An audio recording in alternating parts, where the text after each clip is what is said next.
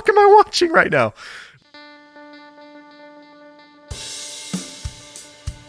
Hello and welcome back to the True Crime Guest Podcast. I'm Lauren. And I'm Michael. How's everybody doing? Ready for a serial killer that was working in the early 90s and has just recently been captured? This is breaking news here. Right. Did you find this looking for some 5-minute murder topics? No. Oh, okay. No. Because this is typically the kind of stuff you cover on 5-minute murder, but there's a little more to this one. Yeah, this one was helped along and broken by DNA, but no genealogy on this one, which is kind of my specialty on 5-minute murder. True. Always using genealogy, but yeah. Yeah, the genealogy stuff, man, it's interesting. How This one was good old CODIS. Good old CODIS. Oh, okay. Yeah. Right on. But this bastard got away with killing multiple women for 30 years before finally CODIS connecting his DNA to the victims. But we'll get to all that in a bit. But yes. Also, interesting moniker, the package killer. Uh-huh. It really is. Yeah, it really is. Like, I guess he put people in packages, or they found them in packages. Kinda. I don't know. It's a bit of a weird nickname. I don't know if I like it. It's intriguing. It's intriguing. It makes you click. At it, and I'm like, okay, I kind of see how you got that moniker. But it then, also makes you think of like the Unabomber. Like, is he like bombing people with packages? That's what initially what I think when I hear that. Yes. Not even close to that. Or he's just going on people's steps and he's not stealing their Amazon package. He's just destroying them. Right? That'd be like that'd be something for like, excuse me, that's illegal. That'd be something new. Crime. Yeah. That's interesting. You're just an asshole. You just go and start destroying people's stuff on there. Yeah. Because they got those porch pirates, right? But what if you were just I don't know, you're just a an porch asshole. barbarian? You just run up and just smash it with a sledgehammer. You're a porch Viking. You just go and destroy shit. Exactly. Keep on and just sail away. Yeah. Well, let's get into this thing, man. We got a lot to cover in this one.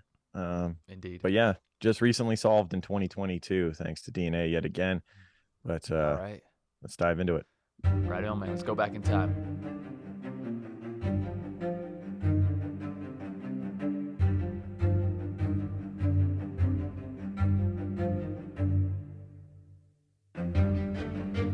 After more than 30 years, a serial murder cold case with St. Louis ties appears to have been solved. His hunting ground was an area once known as the Cherokee Street Stroll. It's a decades-old unsolved cold case. Police say 73-year-old Gary Muehlberg is behind at least 5 St. Louis murders that happened more than 30 years ago. Did he have any explanation? No, he said he had a great family and a great upbringing. These particular cases were quite gruesome and heinous. I want people to realize that these girls were daughters and sisters and mothers, and they were more than just girls that were out street walking. Police say that the women disappeared in 1990 and 1991 along the South Side Stroll, a part of Cherokee Street known for prostitution and drug dealing. Justice is coming. Yes, it is. Finally. The way he disposed of his victims, according to that information, connected these two and other murders. He says that he disposed of the young lady in a metal barrel and he left her body in a self-serve car wash. I've been waiting for this for a long time. It has totally traumatized me. I have to forgive him. I pray for him, and may God have mercy on his soul. All right, for this week's case, we're doing the package killer out of St. Louis, Missouri. The package killer is a name attributed to the American serial killer who murdered between 3 and 5 women in the St. Louis area from 1990 to 1991. His pseudonym comes from the ways that he discarded of the bodies conspicuously in quote-unquote packages between a pair of mattresses, in a large trash bin, in a plywood box, all along major highways so they could be easily found. So he basically put them in some sort of confinement on the side of the highway, wanting them to be found, like a package like for the police. Like we police. said earlier, yeah, I guess. But like we said earlier, I don't know. Package was. I think they were kind of reaching for a nickname here. Yeah, they needed something. I agree. It's like 2 mattresses, not really a package, in my opinion. Right. Yeah, never seen anything get delivered that way between maybe some drugs. Maybe, yeah, sent over across the country and whatnot. Yeah. But for more than 3 decades, the package killer remained the city's most notorious serial murderer to elude justice until it was just recently solved this year in 2022. Dun, dun, dun. Yeah. So let's get into the discovery of these victims' bodies piling up. On March 22nd, 1990, 19-year-old Robin Meehan was reported missing. She had been seen on the South Side Stroll of St. Louis, Missouri's then red light district. So this was a stretch of road in kind of downtown St. Louis that was known for, sex workers. Sex work. Yeah. Right. Drug activity, things along those lines. And this is where this killer was targeting his victims, was on this South Side Stroll. Very much like Gary Ridgway, Green River Killer type deal. Yeah. Meehan, already a mother of 2 at 18 years old, had established a call girl phone line with her friend as a way to make money via sex work while avoiding walking the street. So she was trying to stay off the street, stay off the South Side Stroll by working, working as a call girl over the phone. However, on this night, the escort service phone sat silent, and Meehan, in the grips of a severe crack addiction, was desperate enough for money to hit the streets yet again. And unfortunately, that was the last time she was seen alive. 4 days later, on March 26th, her body was discovered alongside a highway stuffed between 2 mattresses in Silex, Missouri, which is quite a ways away from the South Side Stroll. Silex, way north, like northwest, I believe, of downtown St. Louis. So this person took her quite a ways away. But pretty typical MO though for a serial killer. Yeah. They do a lot of driving. We know this. So if he's working in this area, if this is where he's hunting, he's not going to be placing the bodies there as well. Right. Because he's going to want to frequent this place. Very true. Yeah, right. You don't shit where you eat, I guess. If it's I don't know, kind of not the best way of putting it, but yeah. An autopsy would show that she had been strangled and her hands were bound together. A former boyfriend of hers named Corky was shown photos of her corpse taken by the medical examiner, and the photos showed the torture that would still haunt him 30 years later. He said, quote, "Whoever did that to Robin deserves to be sent to hell the same way he sent Robin to heaven." Yeah. So I'm sure they were. Did you find any of these pictures? I wasn't able to find any early crime scene photos. Not that I just didn't see any during my research. I didn't either. I didn't know. Yeah, I mean, you get the picture from reading it. I don't know if I need to see it. I've seen enough horrific stuff. I know, right? I can picture it already. I don't need to see it. Yeah. It already pops in my head. Right. Then 3 months later, on June 11th, 1990, the body of 40-year-old Donna Rittmeyer was found inside of a rubber trash bin near South Broadway. Her body was so badly decomposed that the cause of death remains unknown, but signs of violence were located. So there was clear signs probably around the neck and things like that. It's common MO for this ligature killer. Marks. Yeah. Then 4 months after that, on October 4th, 1990, the body of a woman was found inside of a plastic trash can along the roadside near Interstate 270 by a jogger who had noticed a foul odor coming from this trash can. Got to be real bad odor for you to check out a trash can, right? Because they already stink as it is. How many trash cans already had like rotten meat in them to begin with? Some old chicken that someone threw out or whatever. Oh God, I know.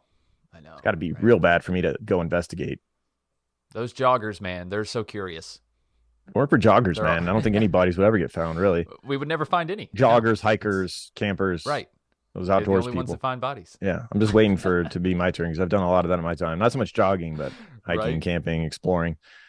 Yeah. You're bound to hunting. Find something statistically. Yeah. Right. Eventually. You'll be the first to know on this show. Okay. When great. I do. Right on. We'll just share the story on the show and not even call the cops. Right. Right. So we'll just send them the download, or send them the. There we go. Send them the audio file. Check this out. About 13 minutes in, we start talking about it. Right. Hashtag keep creeping.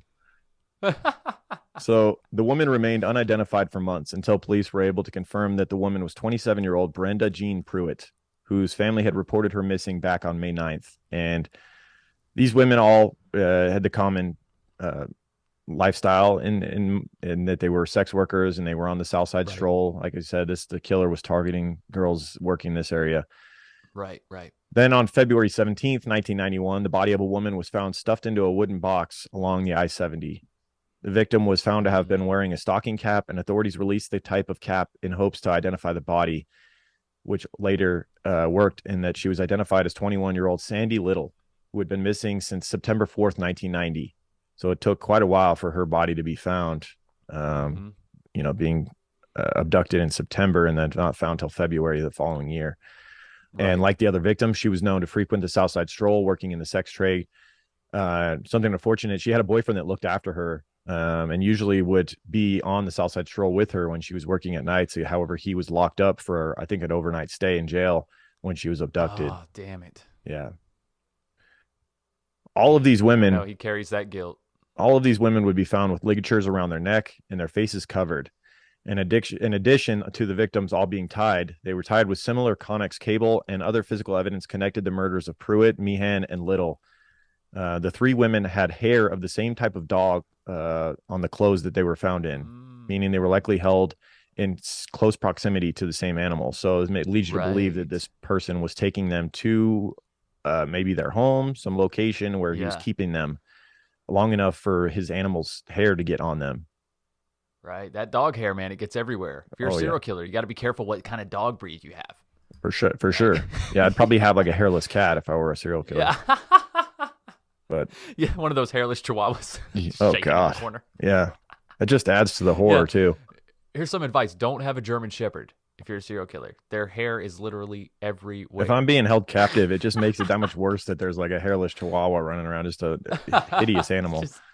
It's like, just annoying the shit out of you. Of course, that would be the best friend of a serial killer, a hairless fucking chihuahua. And chihuahuas have the worst attitude too, and it's ugly because it's hairless. Yeah. God. So police at this point knew that there was a serial killer out there that was targeting sex workers, and they began to work with other agencies. After February of 1991, the captain of this investigation said the St. Louis Major Case Squad came to an agreement with federal law enforcement, and that the next time that the package killer struck, the local police would seal off the scene so that investigators from the FBI could fly in from Quantico and process all of the evidence. So now they're getting the FBI involved. Yeah. However, unfortunately, the package killer must have sensed all of this heat and knew that the time to change the MO was up. And it's not all that uncommon. I think it's a common thought that killers they keep the same MO forever. Not the case. At times when they sense that they're close to being caught, if they're not wanting to be caught, some of them do want to be caught. We've seen that. And then they don't change their MO. But and you know, you got to think this is early 90s. Most people are still watching daytime TV. They're watching the news every night. Yeah. Right. So a lot of people are seeing the same information. Yeah. And also 1991, now the killers are more made aware of DNA. We're into that era, and they're very aware of the concept of a serial killer, which a lot of the people the serial killers we've covered in the 70s, they weren't even aware that there was a term serial killer yet. They didn't know what they were. They were just someone who liked to kill people. That's right. Like this killer is aware that law enforcement is aware of a serial killer and how to catch them at this point. That's exactly. So he changes his MO at this point. We later come to find out the police at the time just thought that this killer just stopped killing, and that was that. And they thought that for like 30 years. Yeah, but we know better than that. Yeah. So investigators killed 3 or 4 times. They can't help it at this point. Yeah. Investigators assumed that because the dead women stopped showing up in containers along highways, the package killer must have stopped taking lives. Of course, they were wrong. This killer simply changed his MO due to all of the pressure. And on May 12th, 1991, the body of 37-year-old Sandra Kane was found along roadside Interstate 44. And an autopsy wasn't able to confirm the cause of death, but narrowed it down that she had either been hit by a car or thrown off an overpass. And they did not connect this victim to, this serial killer, the package killer, quote unquote. Right. Kane had also worked as a sex worker and knew prior victim, Sandy Little. Sandy had even warned Sandra Kane not to go with a man in a station wagon.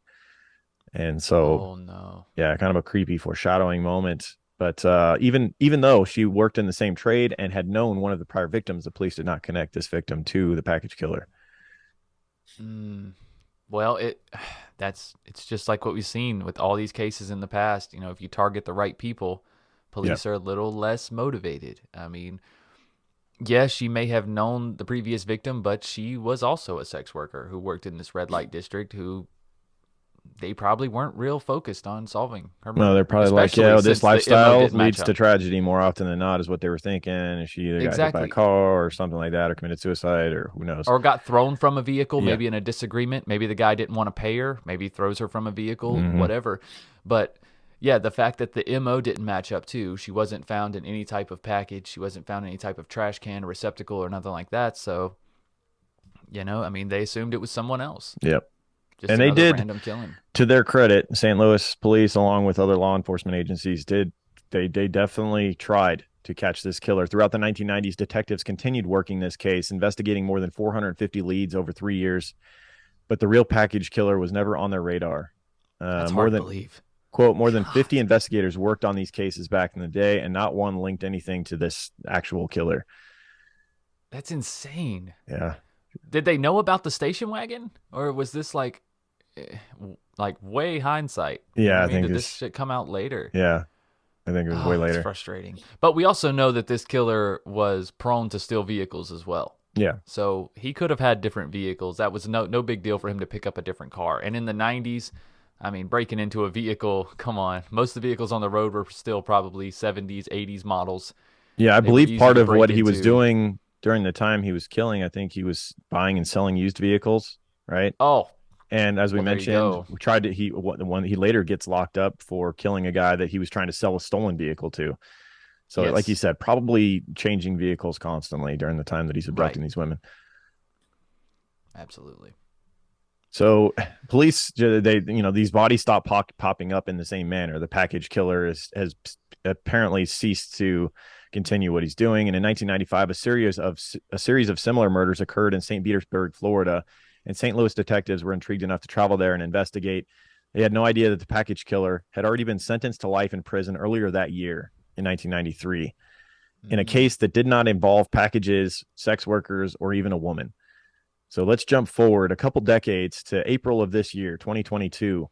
Jody Weber, a 22-year-old veteran detective with the O'Fallon Police Department in Missouri, had been interested in the package killer cold case since 2008.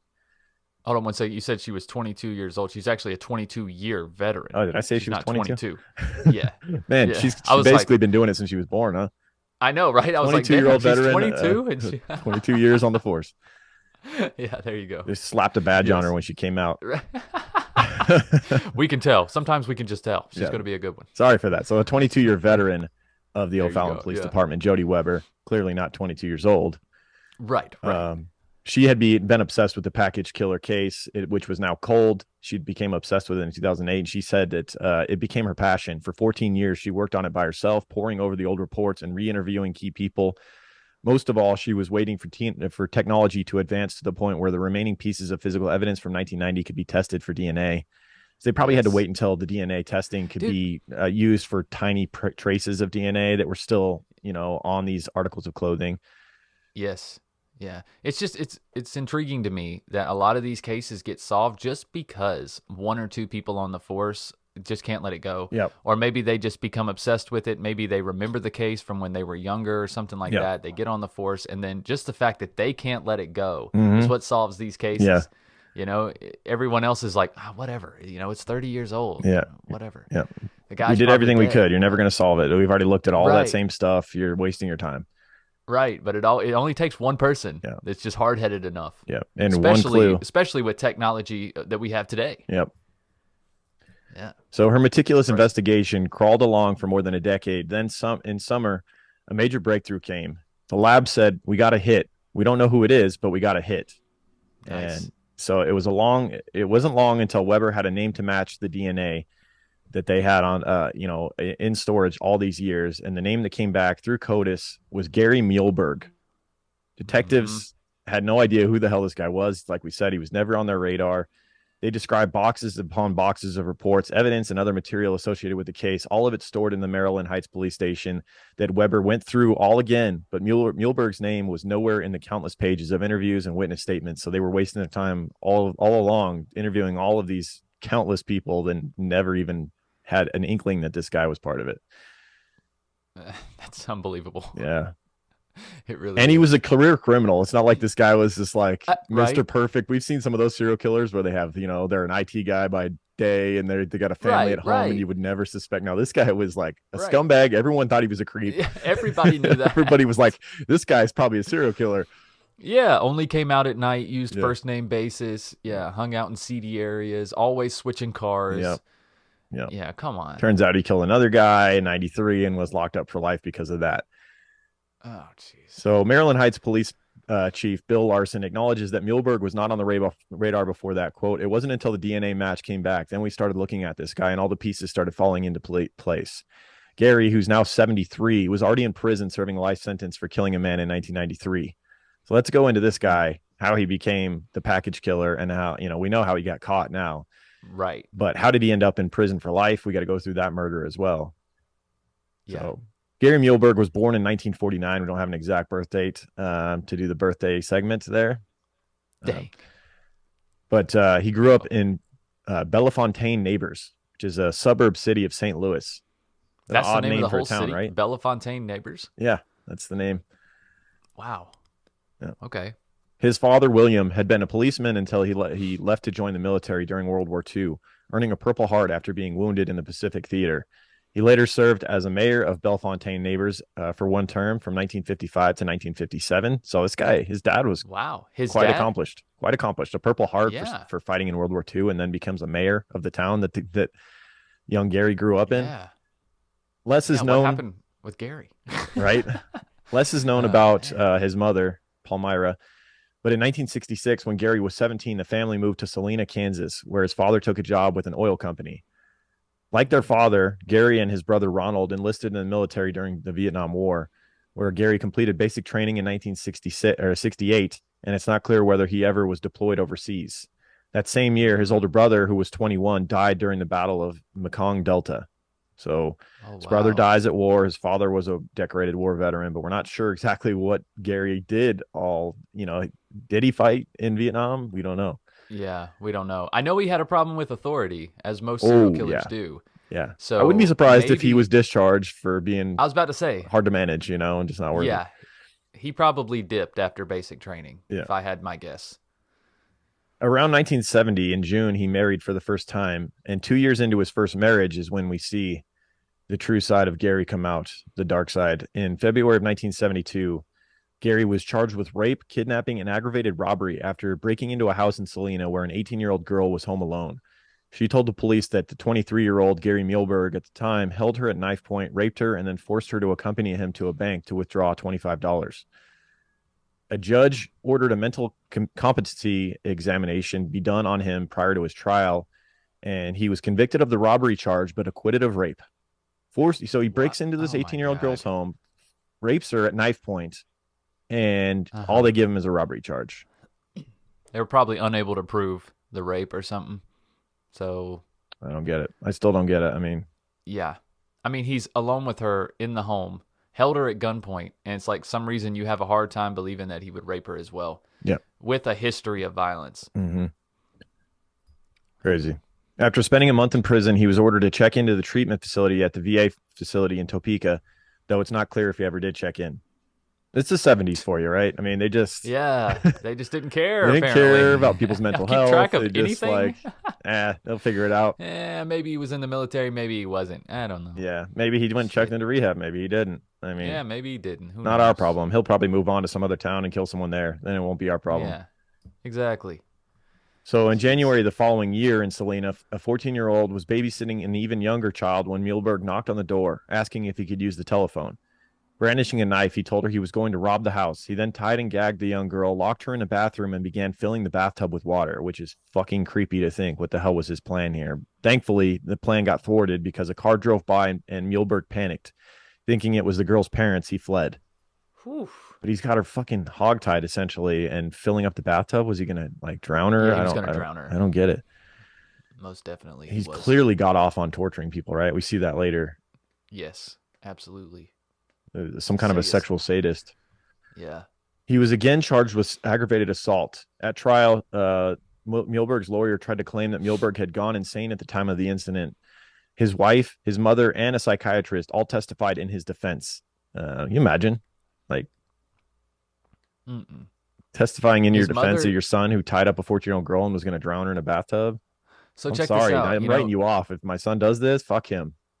Yeah, yeah, exactly. I don't care. There's not many You're my things son, that but would make fuck me you. write off my child, but yeah, this is one of them. That's one right there, yeah. It's funny, earlier you said not much was known about his mother, and then here we go. I mean, what more do you need to know than this? Right. Sounds like a doting mother to me, right? I mean, if you're willing to testify in your son's defense on his second Very good violent- point. Very good point. Very good point. Yeah, I mean, he's already raped a woman at knife point.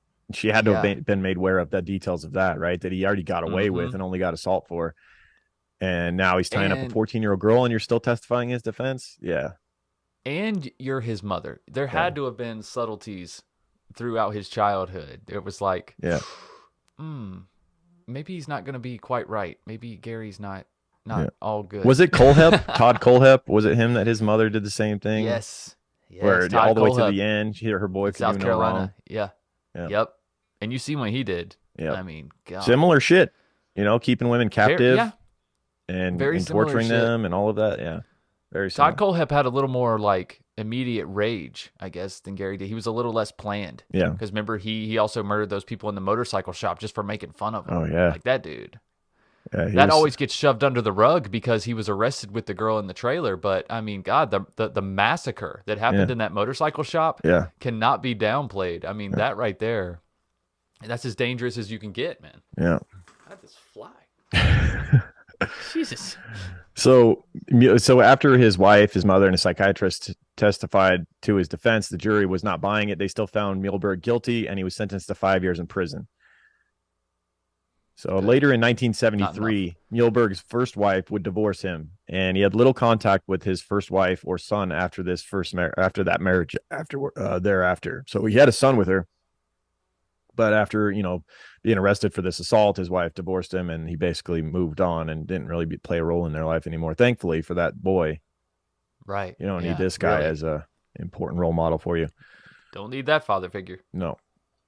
So the same year, his mother and father moved back to St. Louis, where his father died of a heart attack soon after. And upon his release from prison, Muehlberg attended classes at Central Methodist College and Central Missouri State before moving to St. Louis in the late 1970s. He would marry again in 1980, and his second wife stayed with him for 6 years before divorcing him in 1986. And she has some interesting insights into the person that was Gary Muehlberg. She described him as an unremarkable husband who was just fine as a father, quote unquote. Just fine. Andy? I mean, Lauren. Been talking to Andy too much lately. Oh, yeah, just fine. He was just fine as a father. And it tells you something because, like, if our wives were to, someone asked what kind of father we are, it would be a lot more than just fine. It'd be like, I would hope so. Exactly. I would hope so. A little more enthused, a little more elaborate, especially in a court. Yeah. She said that he always had problems with authority at work. And he always resented having to listen to a boss, which is quite typical of serial killers, narcissism at play. Right. They think they know better than everyone. Who are you to tell me? Course. I already know. How dare you? After the divorce, she says he wasn't particularly interested in spending time with his two children, who lived with her, but also frequently spent time at with Muehlberg's mother. Oh, great. She's going to, oh no. Oh, great. Oh no, she's back. Now she's got a chance to make two more. Yeah. Great. Yeah. Muehlberg himself was rarely a presence in their lives. Quote, I got away from him, she says, and I was glad I did after I found out what he was later on. Yeah, she later finds out he was a serial killer. Right. Can you imagine, dude? Right. You had two children with this person? Later, yeah. 30 years later, you find out that the father of your children was a serial killer. Yeah.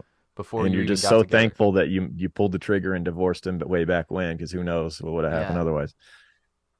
But otherwise, he was fine. Yeah, he was a fine father. God, that'd be so depressing if I heard my wife said that about me as a father. Oh God, he's fine. I know. I'd be like, fuck. Right? Oh damn. I gotta get my need shit to together. Reevaluate my life. Right. So Gary Muehlberg is believed to have abducted and killed his first victim in March of 1990, Robin Meehan, who we talked about earlier. He would go on to do this another 4 times over the next year, taking them back to his home to torture them before finally killing them. He lived in a rundown house in an out-of-the-way street in Bell Ridge. His home was filthy and in disarray, and it had a basement where he maintained a secret room with a false wall that was basically drywall that you could open in this room where it's believed that he either kept the bodies of the victims or maybe even kept them captive in there. Yeah, probably a little both. Yeah, given what we know, the basement became what was most certainly a torture chamber for the women he brought back from the South Side Stroll. In February of 1991, the same month that Muehlberg allegedly left Sandy Little's body beside the highway in O'Fallon, Missouri, a fire destroyed a portion of Muehlberg's home in Bell Ridge. And the timing of this was interesting. It occurred in the basement where Muehlberg almost certainly had been keeping the bodies of his victims, and in some cases for months, and it likely destroyed some important evidence. So yeah, I'm sure there was plenty of the DNA of these victims in there, blood God. And who knows what. Yes. That was destroyed. You know it, blood, hair. Yeah. Yeah. Oh my gosh. Yeah. In those years, Muehlberg was a regular at a diner, a restaurant that was open 24 hours a day in Overland. It was apparently became a seedy hangout at night where all of these interesting characters would conglomerate. Quote, "It was your friendly neighborhood coffee shop," says Larry Kennedy, a regular who got to know Muehlberg, aside from the people who went there at night. So it became something different at night.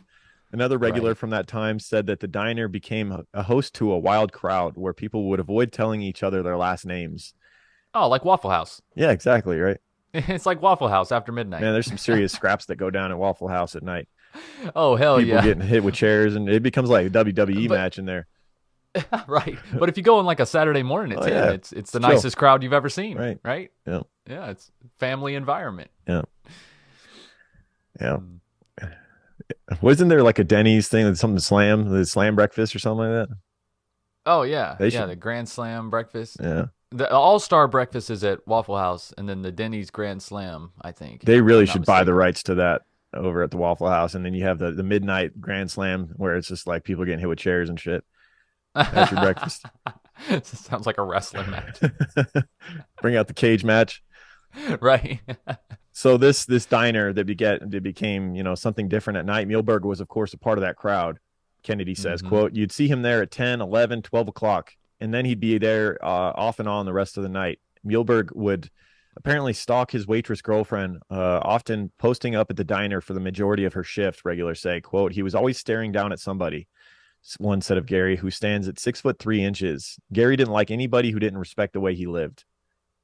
So he was, once again, a narcissist that, thought his way was the only way, and anybody that didn't like him, he had a problem with them. Absolutely. Took offense. When someone that Gary didn't like came in to eat, he would wait outside by his van, peering until the person he disliked left. So, of course, he had a van as well. How so petty. He's just creeping in the parking lot next to his van, staring inside. Right. Just standing next to his Astro van. Right. Glaring at people. Honestly, it's kind of a bitch move, though. Bro. Like that would, to me, that would make me feel powerful if I go inside and I can hang out as long as I want, and you're not going to come in until I leave. Yeah. Like, I'd be like, this is actually better for me. Right. This works for me. You can stand out there pure in the darkness, whatever. Yeah. You stand out there in the cold. I don't give a shit. Exactly. I'm eating my eggs. Fuck you. Right. So a woman named Deborah Layton, who frequented and later worked at the diner, said, quote, "Gary Muehlberg was crazy. He was always bringing women to his house. He was a very bizarre man. He had bizarre ideas, and he was dirty, like he never cleaned himself." Quote, now that's not as typical with serial killers. Usually they try to blend in and not draw so much attention to themselves. They're not, I guess there are some who spend a lot of time on the road and get kind of nasty. Yeah. Like I imagine William Bonin and Vernon Butts probably weren't the most hygienic pair there. Yeah, I don't think but I don't think most of our serial killers we've done had great hygiene. I don't think they were rocking "Oh My Guy" in their pits. Yeah, no, definitely not. But I mean, like Bundy was probably relatively clean. Fine. It was kind of it was part of the allure, right? Yeah. You had to be somewhat clean or whatnot. Same way with like Gacy. Gacy was always clean cut. Probably showered because he had to present himself in front of people in the cities and whatnot. Different types of killers, though. This guy, no doubt, because then you have the dirty, grungy. There's plenty of those too. Richard Ramirez, nasty. Oh yeah, bad hygiene, never brushed his teeth. Yeah, Cole Hep, I think probably stunk too. Oh this guy reminds me very much of him. He just lives so far out in the woods too. Yeah, it's like after a while when you have 20 acres to exist on, like you don't really give a shit anymore. Right. I think. Live out in backwoods places too. Yeah, and particularly these killers we've covered that would bring back victims and like basically have their bodies in their home for a while and those sort of things. They're not the cleanest type, disgusting. Obviously. If you're willing to live with a corpse. Exactly. Reminds me of the Picton brothers. Yeah. Robert Picton and his brother. Yeah. Oh, there's not enough "Oh My Guy." I mean, this stuff works, but Jesus, there's limitations. You'd have to dump it. You'd have to dump it on him. Yeah. So another quote, he kind of thought he was it, but no one really wanted to do anything with him. From what I learned later, he was picking up waitresses from Waffle Houses and places like that.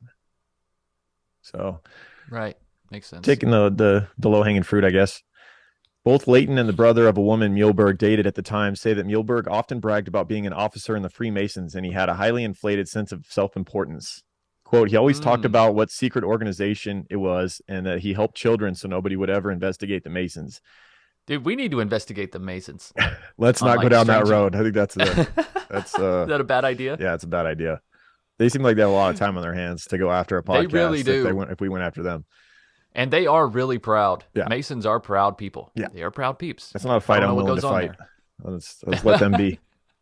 There's too many of them? Is that right. what you're worried about? I think we should let DB be and let the Masons be. Let the Masons be. Yeah. Right. All they're doing is helping burn children, I'm sure. Yeah. Don't worry about it. Yeah. Another quote. He was more narcissistic than he was anything. Muehlberg had previously worked in construction, but in 1993, the 43-year-old was telling others that he was in bad health, and instead of manual labor, he sold marijuana and dabbled in buying and selling used cars, something we briefly mentioned earlier. Mm-hmm. This guy, Leighton, said that in the early 90s, Muehlberg tried to recruit her husband into his burgeoning marijuana business. Muehlberg even showed her husband where he kept his stash, so he took him to that basement where that false wall was. Quote, he took him over to the house and showed him a false wall in the basement and said, I got all these bricks of weed. Do you want to help me get rid of them? You know, he didn't get those, like, I don't know if it's a legal way to buy a bunch of bricks of weed, but like he definitely stole these. Right. There's no fucking so? chance. He bought them at and then was going to upcharge or whatever and do it the right way.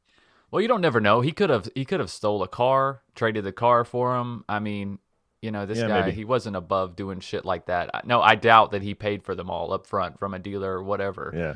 But yeah, I mean, either way, I'm sure he got him in some nefarious way. Or maybe he found a dealer and killed his ass. That's what I'm saying. It's probably something along those lines. Yeah. He just didn't seem like he was willing to pay anybody for anything because he thought he was so much better than everyone. Absolutely. We see that with the way this car deal goes down. So, quote, he was the type of guy who was always sniffing around, trying to make a quick buck, says another diner regular at the time whose name asked to not be used. But in February of 1993, Muehlberg spread word around the diner that he was trying to offload a 1989 Cadillac Fleetwood. I got to see what a 1989 Cadillac Fleetwood looks like. I know, right? Yeah. Probably a pretty nice car. Let me take a look. Yeah, I got to see this too.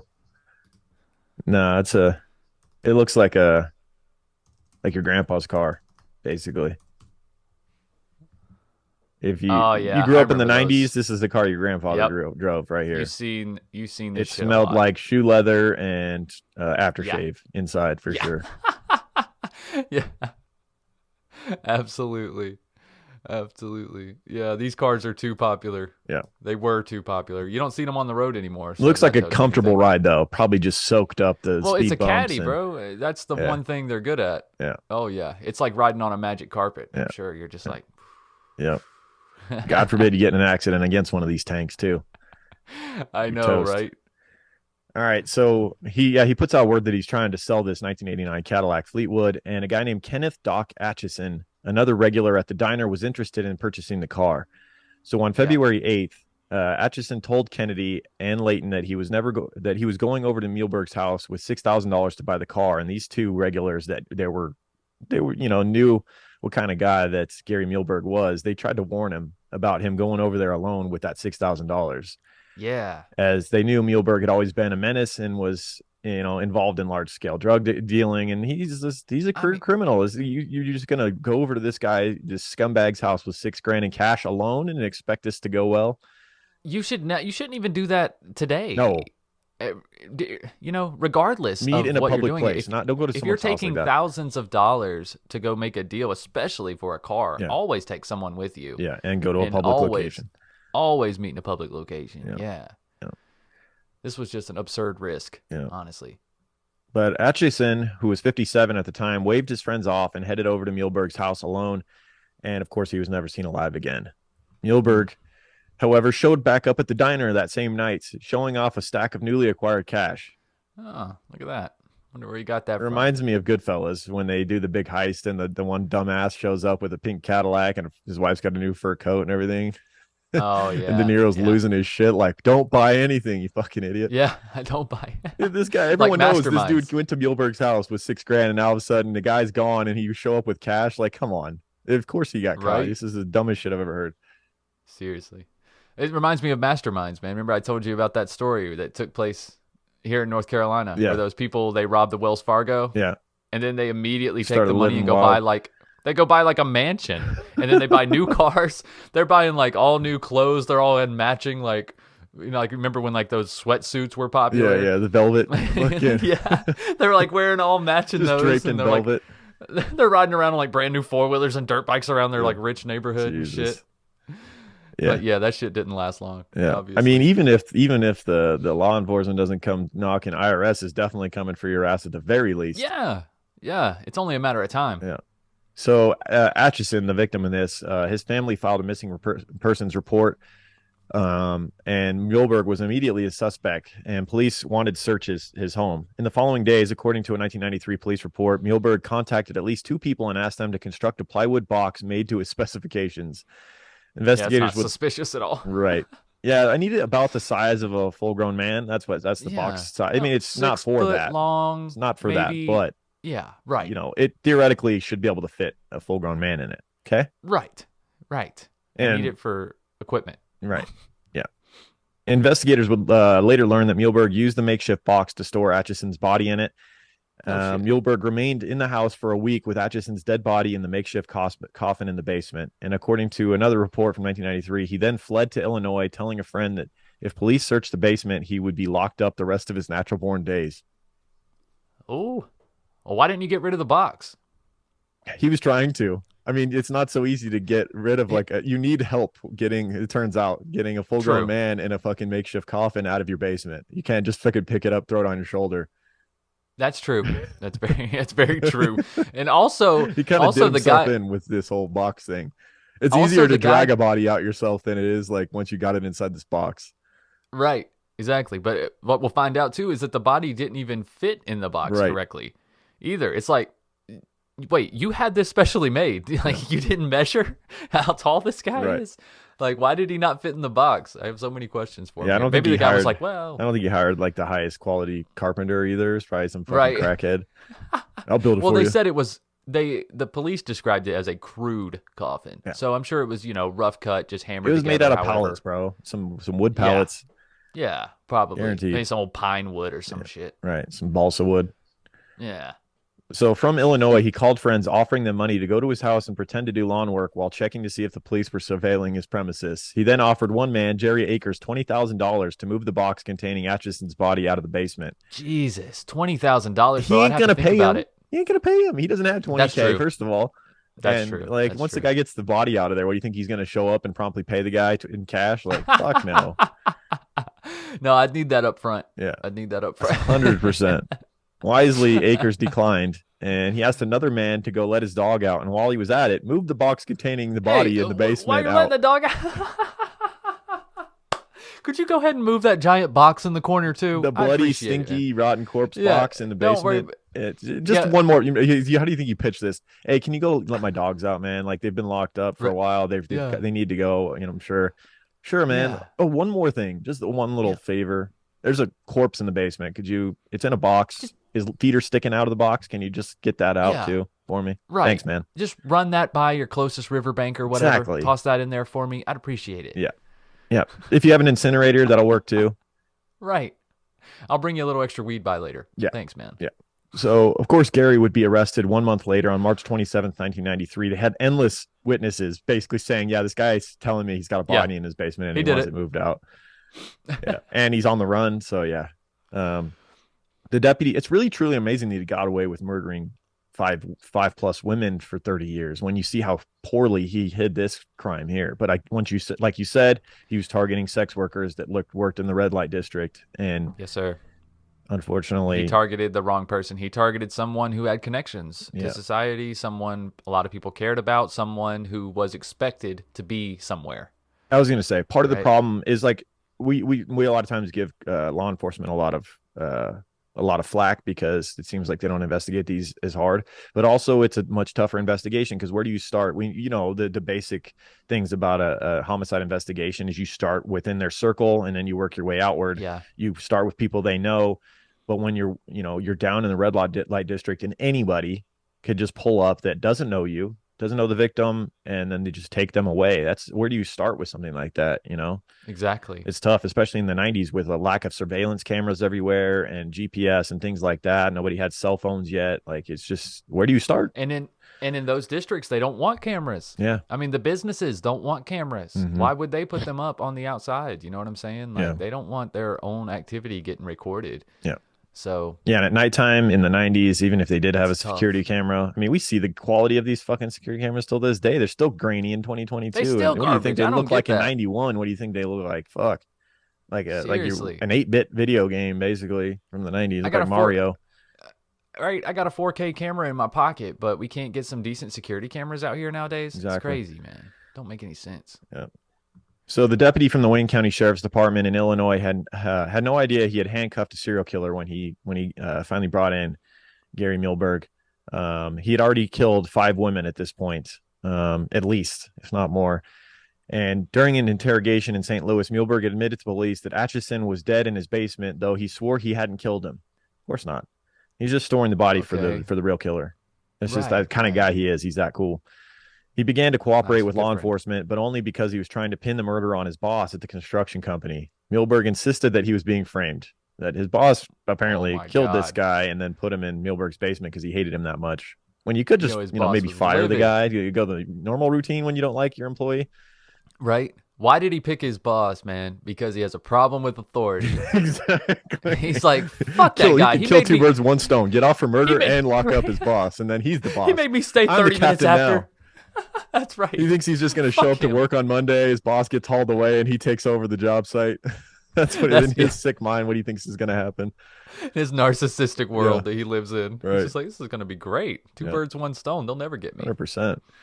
So prior to searching his home, Muehlberg told detectives that he had built a secret room, quote unquote, in the northwest corner of his basement. He advised that the entry to the room would be gained by pushing a drywall panel just inside the door leading to the basement. You know, I think the whole idea of having a secret room in your basement is that so that people don't know about it, but this guy can't fucking help but tell everyone about his secret. He's got to tell everybody, room, right? He's got to show everyone. What's the point at that point of having a secret room? I have a secret room.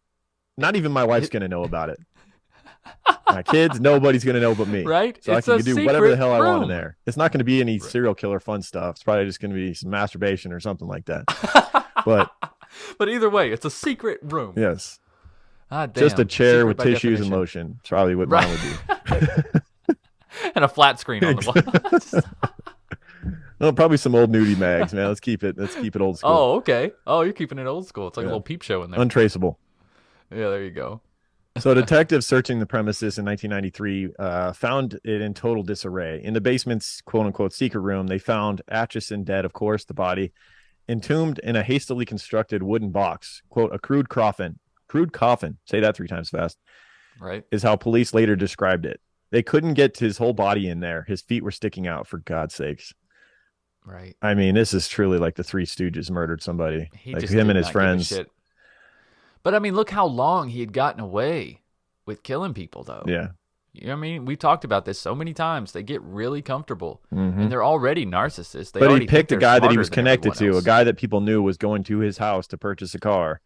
It's different than just picking up a girl in the red light district and then driving away, and no one knows where you're headed, who you are, any of that. Right. And you're probably, like we mentioned earlier, driving a stolen car to begin with. So, yeah. Well, he doesn't have anything now, right? He's divorced. He doesn't have his kids in his life. Yeah. He hates his fucking job. He hates his boss. Yeah. I mean, $6,000 in 1990.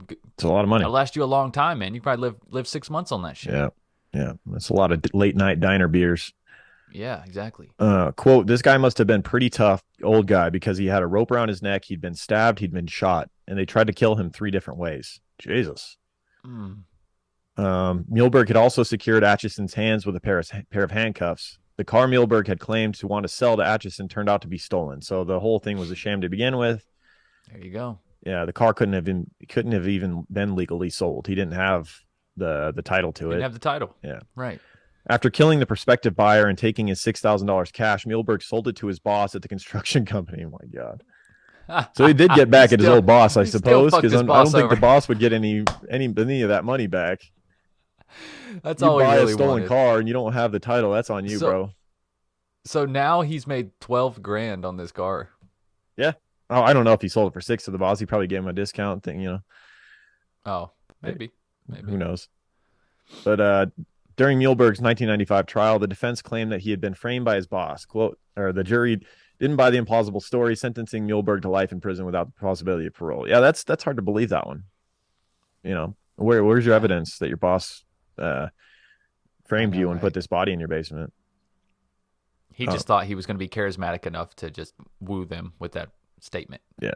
So the prosecutor in this trial, Doug Seidel, who put Muehlberg in prison in 1995, said we had, quote, no information tying him to other crimes. So they just thought this guy was, at the time they had no information. Yeah, they had no idea they were locking away a serial killer that targeted sex workers. They just thought this guy ripped this guy off, killed him, yada yada.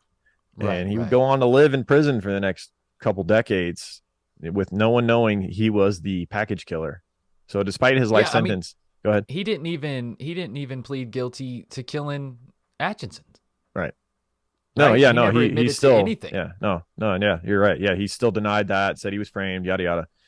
He's absurd. Despite his life sentence for Atchison's murder, Muehlberg refused to concede his guilt, penning the lengthy long shot legal motions appealing his conviction on the grounds that his trial had been unfair, the jury biased on his defense inadequate. So it's always with these guys, it's always everyone else's fault, right? He's the victim absolutely. here. He's the victim. By 1999, his options for appeal had been exhausted, and Muehlberg would be spending the rest of his life in prison. According to a source familiar with the correctional center, Muehlberg had been and has been still to this day a, quote, model inmate who keeps to himself and doesn't give the staff any problems. That's so common now as well, right? With serial killers, and isn't it like they go to prison and all of a sudden they're model inmates? Like, well, of course. Like, look at Gacy was like the everyone's favorite cook in prison and like performer, and everyone loved him in prison. This dude fucking like strangled like 30 boys. Like, he was an absolute animal, a monster. Well, yeah, but now they're in there among other animals. What the fuck they gonna do? Try something, bro. Try something. A lot of the guys he was with were probably got fucking locked away for three, having pot on them 3 times or something like that. That's true. That's true. But even though those guys that spend long sentences in there, they might have went in for weed, but they're animals by a few years later. They don't have any choice. Yeah. Yeah, I think we've definitely become different people if we got locked in a high security prison. With, you have to. Dangerous guys. Your frame of mind has to change, your daily activities, your habits, everything. Yeah. Everything's different. So Gary Muehlberg had been in prison for 29 years when this summer, Jody Weber, 22-year veteran, 22 years old, finally got a hit from CODIS, linking Muehlberg to the package murders. So DNA finally came along, the technology far enough that they could do samples from tiny little, pieces of DNA that were left on the clothing of these victims. Right. She said that because Muehlberg is a prison inmate, his DNA was in the FBI's combined DNA index system, CODIS, waiting for her to connect it to the murders of Meehan, Pruitt, and Little.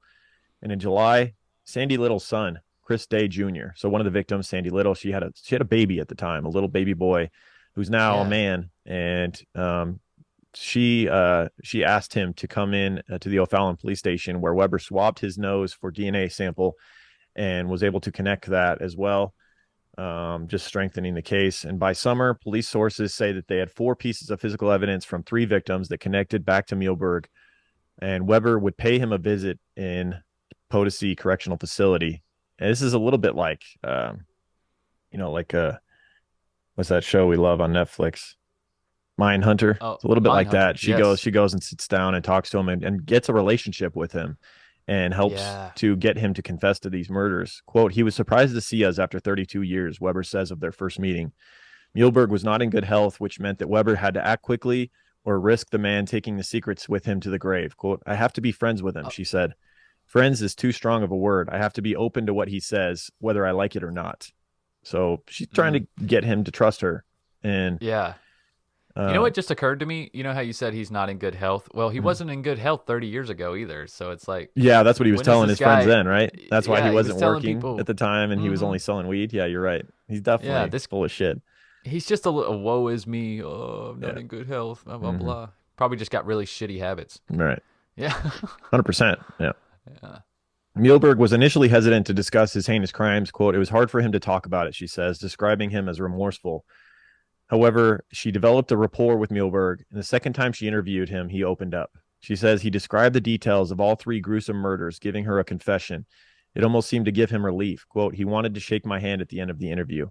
She said she had no choice but to extend her hand as well. It was in everyone's interest that Muehlberg remained willing to keep talking. She'd soon find out that he had even more to tell. On August 5th, friends and relatives of Robin Meehan, Brendan Pruitt, and Sandy Little gathered at a nondescript municipal courtroom in O'Fallon to find out who had killed their loved one 32 years ago. And she has this whole conference where she, has them discuss their family members that they lost so many years ago, and then she reveals the identity of this monster that had killed them. Yeah. And about 3 weeks after meeting with the families, Weber went to interview Muehlberg for a third time. He didn't have much more to say to her, but then a few days later, Weber got a letter from Muehlberg, and the details are still scant about Muehlberg's letter, but in it, he confessed to 2 more murders, both women. 3 months after Meehan's murder, 40-year-old Donna Rittmeyer was out working the stroll with her friends, so that same stretch of road, right, in downtown St. Louis, and basically became another victim of his. Rittmeyer gave her friend a business card, and according to police reports, said that nothing ever happened to her, but Leach should tell people about this guy. The name on the card was Frank, whom Rittmeyer had dated a few times. She was afraid of him because he seemed obsessed with her, stalking her while she was working. Did he make up fake business cards to give to people to like put them off his scent or something? That's apparently. I know, right? Yeah. So apparently her friend, the friend of the victim here, Leach, went to a nearby KFC for a soda. When she came out, Rittmeyer, her friend, was gone. And hours went by without Rittmeyer returning. And the next morning, her friend Leach would report her missing. 8 days later, Rittmeyer's body was found in a brown Rubbermaid trash bin along the intersection of South Broadway and Gasconade Street, 7 blocks south of the stroll. And this apparently is another victim of his. Mm. Yeah. And he ends up placing her, I think, in a bin. Yeah. He got from some hardware store. Yeah. So police had investigated Rittmeyer's death in connection to the package killer, but it never had any definitive proof until Muehlberg's written confession. And he said that there was a 5th victim as well, a woman he killed in early 1991. But I think that she remained a Jane Doe. Yeah, because he couldn't remember her name either. He couldn't remember her name, yeah. And yeah. I don't know if they ever found the body or what, but all he can say is that he left her body in a metal container in a self-service car wash. Who knows what happened with that? Oh, my God. But Jody Weber... Self-service car wash, those probably get dumped all the time, too. Yeah. So Jody is still, at this point, like we said, this is fresh breaking stuff just earlier this year and up until August.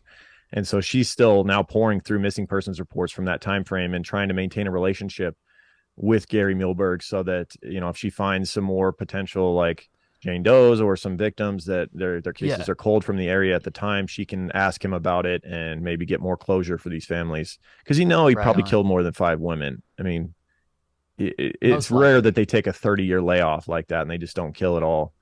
Granted, he's been in prison for 20-something years. He's been in prison since 93. So, but I just feel like he was, at the time he was killing every 2-3 months. And from 91 until 93, you're telling me he didn't kill anybody until he killed that guy over the car deal? Right. I doubt it. I seriously doubt it.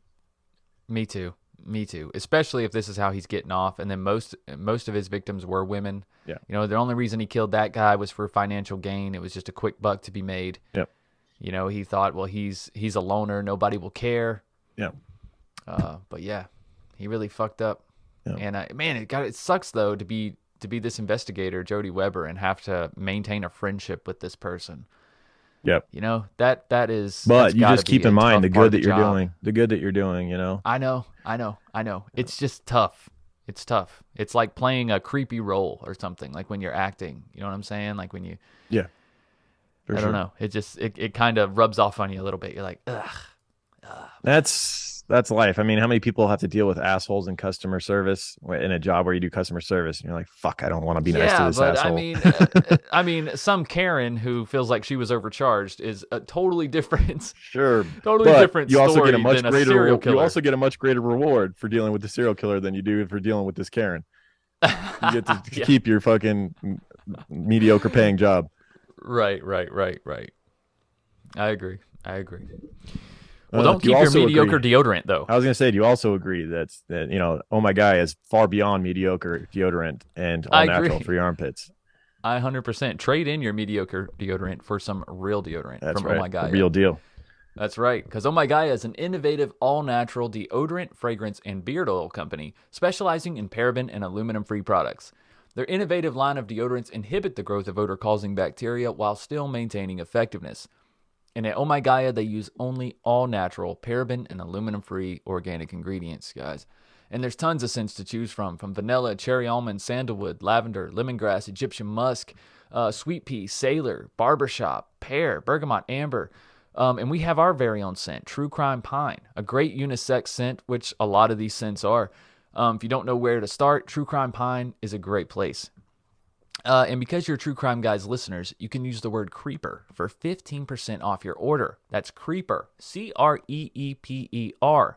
And you can use that code at shop_ohmygaia on Instagram or ohmygaia.com. That's ohmygaia.com. Guys, for all natural deodorant. And again, hey, it's beard growing season, right? It's fall. Everybody's no shave November's coming up. You want to keep that beard smelling and feeling good. Check out your Oh My Gaia beard oil, and you can get it in whatever scent you already like. Yep. So there you go, guys. Check it out. Support that great company that we've been working with for years, as well as Tonic CBD. Tonic's farm-to-bottle CBD plus botanical blends are uniquely formulated to provide targeted support where you need it most. Each and every high-quality ingredient is thoughtfully selected for its ability to support and enhance the benefits of CBD, resulting in a more effective, well-rounded, and consistent wellness solution for your mind and body. They have a bunch of different blends, just like Oh My Gaia has a bunch of different scents. Chill Tonic has been my favorite to take at night before bed to help me get a good night's sleep and reduce anxiety. It has ashwagandha, lemon balm, and passion flower to deliver a super calming effect. And it also has black seed oil in some of their blends, which is a powerful antioxidant. It's also easy to verify the quality of their products. When you get their product, the packaging has a container that you tap your phone on, and it gives you third-party lab reports, product information, details about their farm, and helpful blog posts to provide you with CBD education. So with values rooted in quality, integrity, and sustainability, Tonic is committed to creating plant-based wellness products that are good for you, good for the people and the planet. Visit tonicvibes.com to learn more and use code word CREEPER to get 20% off your order. That's tonicvibes.com, code word CREEPER for 20% off. There you go, guys. Products to live with, man. We use these products every day, both of us, both Tonic CBD and Oh My Gaia. It's part of our daily routine, as it should be yours. Absolutely. Also, part of your daily routine should be listening to our extra content over on patreon.com/truecrimeguys. $2 a month gets you access to our once a month premium Patreon only episode. Lots of those 3+ hours. The heavy hitters like Gacy that we mentioned earlier. And our first 50 episodes are in there in the vault. You can only get to them through Patreon, $2 a month or $5 a month. You get even more content like Just the Banter, a show where me and Michael shoot the shit. Right. And all of Michael's other shows, Sandu Stories, all of that stuff available on the $5 tier. You get it all. Strange Shorts every single Monday. Yep. So yeah, there's a lot going on Patreon, guys. You can pay up front for a year as well. You can pay $21 for the $2 tier for a year and you're done. It's not hitting your card every month. Or you can pay $54 for the year for the $5 tier and just be done for a whole year. Exactly. You get a 10% discount. Yep. Yeah, you actually save money by doing that. So that's right. Is that it? All right, man. I think that's it, man. We will have new patches available very soon, guys. Keep your ear to the ground on that. Check out our social media at True Crime Guys, wherever you are. Instagram, Twitter, Facebook, whatever. So be on the lookout for those posts. There'll be new limited edition True Crime Guys patches coming out very soon. All right. I love it. All right, guys. Have a great week. We'll see you next week. Keep creeping. Keep creeping, guys. From the minds of True Crime Guys, come TCG Weekly. If you've enjoyed this episode, please feel free to check out all the other programs on the TCG network. Every Wednesday, a new episode of True Crime Guys proper, Strange and Unexplained on Mondays, and Full House Fantasy Football on Fridays to start your weekend. And if those aren't enough, head on over to our Patreon account, where you can have access to hundreds of hours of content, including older episodes and other Patreon exclusives like Strange Shorts, Sandu Stories, Higher Thoughts, and the 5-Minute Murder Show. But until next time, guys, keep creeping. Hey, how do you shut this thing off? Over? You hush your mouth, boy.